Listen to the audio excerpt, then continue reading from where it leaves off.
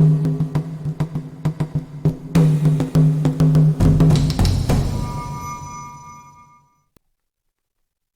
upon a midnight dreary, while I pondered, weak and weary, over many a quaint and curious volume of forgotten lore, while I nodded, nearly napping, suddenly there came a tapping, as of someone gently rapping at my chamber door. "'Tis some visitor," I muttered, tapping at my chamber door. "Only this, and nothing more." Ah, distinctly I remember, it was in the bleak December, and each separate dying ember wrought its ghost upon the floor.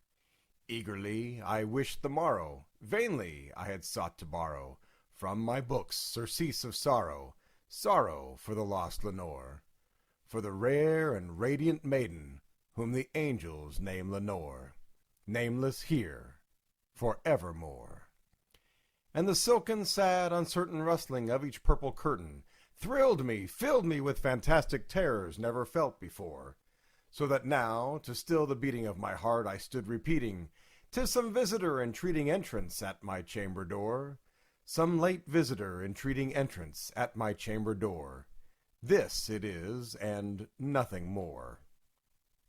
Presently my soul grew stronger, hesitating then no longer. "Sir," said I, "or madam, truly your forgiveness I implore, but the fact is I was napping, and so gently you came rapping, and so faintly you came tapping at my chamber door, that I scarce was sure I heard you. Here I opened wide the door.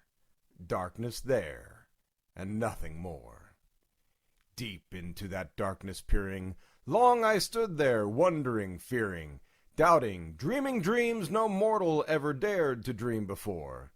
But the silence was unbroken, and the stillness gave no token, and the only word there spoken was the whispered word, "Lenore." Then I whispered, and an echo murmured back the word, "Lenore." Merely this, nothing more. Back into the chamber turning, all my soul within me burning, soon again I heard a tapping, somewhat louder than before.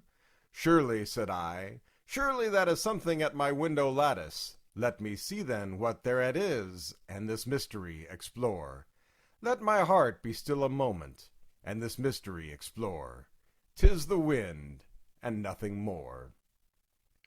Open here I flung the shutter, when with many a flirt and flutter, in there stepped the stately raven of the saintly days of yore.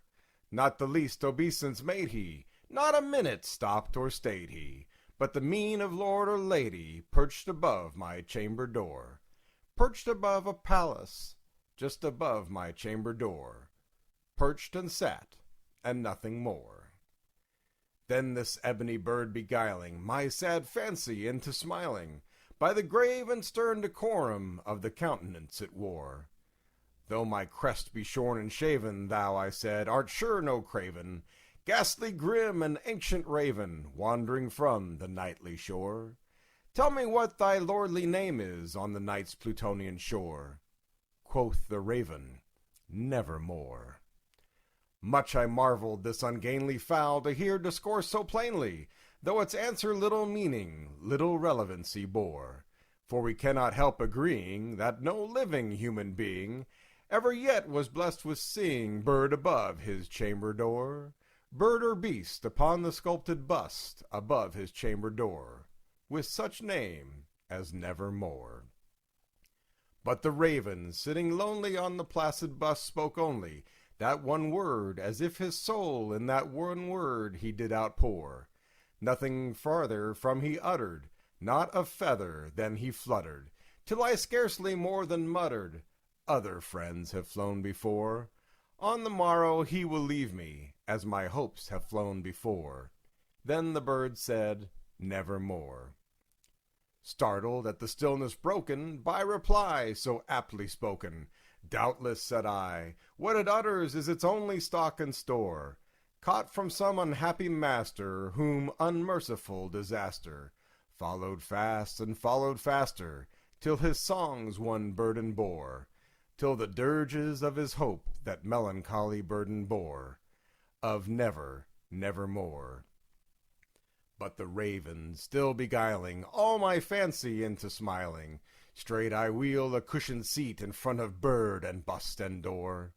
Then upon the velvet sinking, I betook myself to linking fancy unto fancy, thinking what this ominous bird of yore, what this grim, ungainly, ghast, gaunt, and ominous bird of yore meant in croaking Nevermore.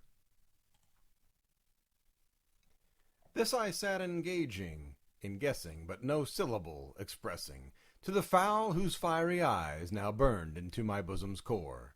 This and more I sat divining, with my head at ease reclining, on the cushion's velvet lining that the lamplight gloated o'er, but whose velvet violet lining with the lamplight gloated o'er, she shall press, nevermore. Then methought the air grew denser, perfumed from an unseen censer, swung by seraphim whose footfalls tinkled on the tufted floor. Wretch, I cried, thy God hath lent thee, by the angels he hath sent thee, respite, respite, and nepenthe from my memories of Lenore. Quaff, O quaff this kind nepenthe, and forget this lost Lenore. Quoth the Raven, Nevermore.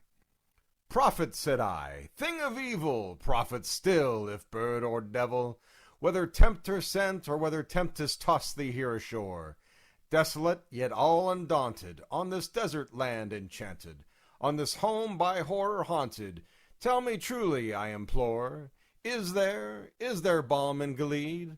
Tell me, I implore. Quoth the Raven, Nevermore.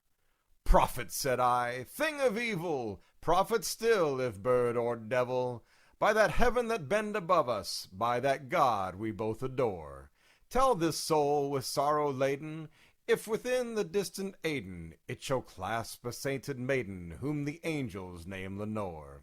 Clasp a rare and radiant maiden whom the angels name Lenore. Quoth the Raven, Nevermore. Be that our sign of parting, bird or fiend, I shrieked upstarting. Get thee back into the tempest and the night's Plutonian shore. Leave no black plume as a token of that lie thy soul has spoken. Leave my loneliness unbroken. Quit the bust above my door. Take thy beak from out my heart, and take thy form from off my door. Quoth the Raven, Nevermore. And the raven, never flitting, still is sitting on the pallid bust of Pallas just above my chamber door. And his eyes have all the seeming of a demon's that is dreaming. On the lamplight over him streaming throws his shadow on the floor. And my soul from out that shadow that lies floating on the floor shall be lifted nevermore.